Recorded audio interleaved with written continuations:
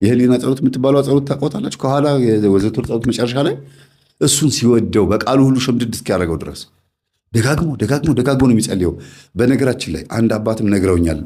አቡነ ሀሮን ገዳም የማውቃቸው አባት ምን አሉኝ?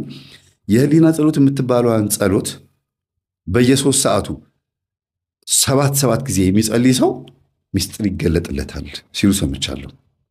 እኔም ጸልዬ የተገለጠልኝ ሚስጥር የለም። ግን ሚስጥር መላችሁ ይሄ ሌላ እንደዚህ ግን የምፈልገው ነገር ተሳክቶልኛል። የሆነ የምፈልገው ነገር በዛው ይሄን ነገር በጸለይኩበት ሳምንት በጣም በቃ ሊሳካ ይችላል የማልጠብቀው ነገር ተሳክቶልኛል። እና ሚስጥር ምናልባት ከሆነ ይሄ ነው ማለት ሚስጥር ይገለጥለታል ይላሉ። ሌላም አንዲት እህት ይሄን ነገር ነግሬያት መምህር እግዚአብሔር ይስጥህን ያለችኝ። አሁን የት መሰላችሁ ያለችው? ውጭ ሀገር ነች። ሀገሩን መናገር የሚያስፈልግም ውጭ ሀገር ናት። ይሄንን ነገር ስነግራት በተግባር ፈጽመው መምህር እግዚአብሔር ይስጥ ብቻ ነው ያለች። የሆነ ነገር ተሳክቶላታል። ምን ነው ጊዜ አቡነ ሀሮን ገዳም ያሉ አባት እንደዚህ ብለው ነገሩኝ ብለህ ስትናገር ቀጥታ አቡነ ሀሮን ገዳም ነው መሄድ የፈለኩት አለች። ሄደች። ሳልነግርህ ሄጄ በመምጣቴ ይቅርታ አለችኝ። ሄዳ አግኝታቸው ማን እንደሚባሉ አይታ ፎቶ አብራቸው ተነስታ ሀገሯ ገብታ በቴሌግራም ላከችልኝ ፎቶ። ምን አግኝተሽ ነው አልኳት። ያገኘሁትን ማቀው እኔ ነኝ። እግዚአብሔር ይስጥህ። በየ3 ሰዓት ልዩነቱ 3 ሰዓት፣ 6 ሰዓት፣ 9 ሰዓት፣ 11 ሰዓት፣ ማታ 3 ሰዓት። ለምሳሌ 3 ሰዓት ከሆነ ህሊና ጸሎትን 7 ጊዜ ትጸልየዋለች። ጊዜ ስላላት ነው።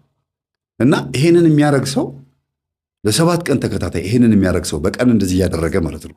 ወይ በሌሊቱ ወይ በቀኑ ነው። የሌሊቱ ከሆነ የሌሊቱ 3 ሰዓት፣ 6 ሰዓት፣ 9 ሰዓት፣ 11 ሰዓት እና ደግሞ ጠዋት 1 ሰዓት ወይም 2 ሰዓት ማለት ነው። በ3 ሰዓት ይቅርታ። እንዲህ እያደረገ የሚጸልይ ሰው ሚስጥር ይገለጥለታል። ይሄንን በጣም እርግጠኛ ሆኜ ነው የምነግራችሁ። እና ይሄንን ጸሎት እየጸለየ ይሄ ልጅ ለመጨረሻ ጊዜ ሳወራ ሰምቶ ነው እንደዚህ ብዬ ስናገር መምህር ሚጣ የምትጸልየውን ጸሎት ዘውትር ጸሎት ጸልየው አለኝ። በተለይ ግን የህሊና ጸሎት የሚባለውን ጸልየው አልኩት። ለምን ሚጣ ነግራኛለች። ይህንን ስጸልይለት እኮ ተቆጥቶኛል፣ በጥፊ መቶኛል አለችኝ። በጥፊ መታሽ? አይ እሱ አይደለም ላይ ወዳለው መንፈስ ነው አልኳት። በፊት ነው ገና መጀመሪያ ቀን ላይ ስጸልይለት እና ያንን ጸሎት የሚጠላ መንፈስ አለ ማለት ነው ውስጡ ብዬ ነው የገመትኩትና ይሄን ጸሎት ጸልይ አልኩት። መምህር ለምንድን ነው ይሄን ያዘዝከኝ አለኝ። ይሄን ስትጸልይልህ ሚጣ ምንድን ነው ያደረካት? ሰው ጊዜ አይ ለእሷ ነው ጥፊ ሆነው እንጂ ዞር ቢያንቺ ወደዛ ሂጂ ብዬ ነው እንደዚህ ያደረኳት አለ። ለእሷ ግን ጥፊ ነው። አዎ ሕፃን ነች አልኩት።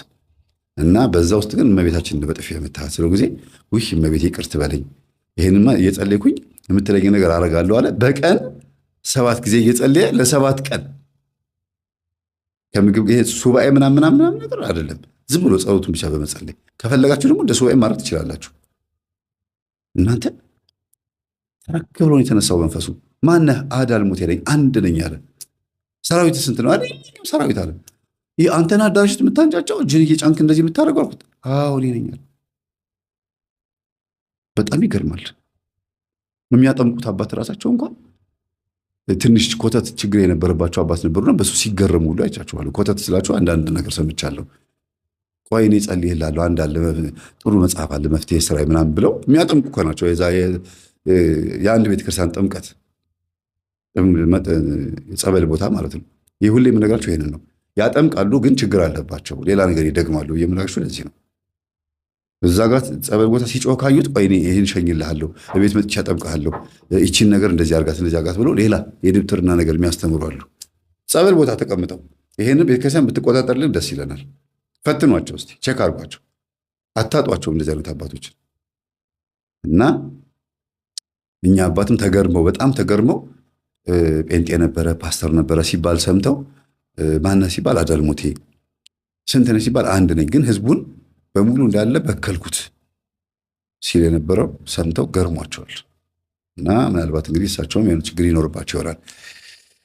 ወደዚህ ስንመጣ ሚጣ ቆርባ ወደ ቤት ትግባ ተባለ እና ነጭ ልብስ ገዙላት፣ ነጭ ካልሲ፣ ነጭ ታይት፣ በቃ አማረባት። ካናቴራ ምናምን ደስ አለት። እግዚአብሔር ይስጥህ፣ አመሰግናለሁ፣ አሳመርከኝ እኮ መልአክ አስመሰልከኝ እያለች ገዝተውላት ነጭ በነጭ ለብሳ አስቆርበዋት ወደ ቤት ገባች። እንደ ልዕልት ነው ያዩት። እማማ ራሳቸው በጣም ደስ ብሏቸው አልቆረቡም። እማማ ራሱ ገና ነው እኮ ገና ነው።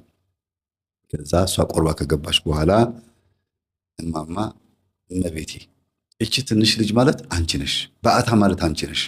የ3 ዓመት ልጅ ሆነሻል ወደ ቤተ መቅደስ የገባሽው በቃ እቺ ልጅ ወደ ቤታችን ቆርባ ገብታለች። ሁሉም ቆራቢ እንዲሆን እፈልጋለሁ አሉ። ሁሉም ቆራቢ ሆኑላቸው። ሁሉም ከቆረቡ በኋላ እማማ ታመሙ። እሳቸውን ቆርበው ማለት ነው። ሁሉም ቆረበ፣ ግን ታመሙ።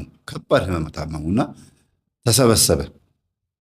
ለካ እየጸልዩ ያሉት ና አሁንም ቢሆን ልጆቼ እንዳታሰቃይ እኔው ላይ ና፣ ከእኔ ወደ ልጆች አይደል የሄድከው መምህር ተስፋዬ እንዳለው ና ወደ እኔው ላይ ና እና እናውራሉት። ከዛ በህልም የት ነው ማድረዋሉ? ፕሮቴስታንት ቸርች ነው ማድረዋሉ። ለምን መና ብለውታል። ከዛ የለመደውን ምናምን የነበረበትን ቦታ ያሳያቸዋል። በህልም አዳራሽ ላይ ሆነው እያሉ እንዳሮጊት እንዲህ ሲሉ ያሳያቸዋል። እና ሲዘምሩ ምን ሲሉ ማለት ነው። ከዛ በህልሜ እንደዚህ ያየው መምህር ምንድን ነው አሉ፣ ለልጃቸው ሳይነግሩ ማለት ነው። እንደዚህ ሊያረጎት እንዳሰበ ነው። እንደዚህ ሊያረጎት ነበር ያሰበው። አው ባዶ እግሬን ነበርኩኝ፣ ጫማ የለኝም አስታውሳለሁ ስመለከተው ህልሙ። እንደገና ደግሞ እንደዛው እያሸበሸብኩኝ እንደዛው ፕሮቴስታንት ቸርች ውስጥ እንትን እያልኩኝ መድረኩ ላይ ግን ልጅ አይደለም የሚታየኝ፣ የቆመ እንጨት ነው የሚታየኛል። የቆመ እንጨት እንደዚህ እንጨት እና ሌላ ነገር አይታየኝም። ህዝቡ ሁሉ ያብዳል፣ እኔም አብዳለሁ።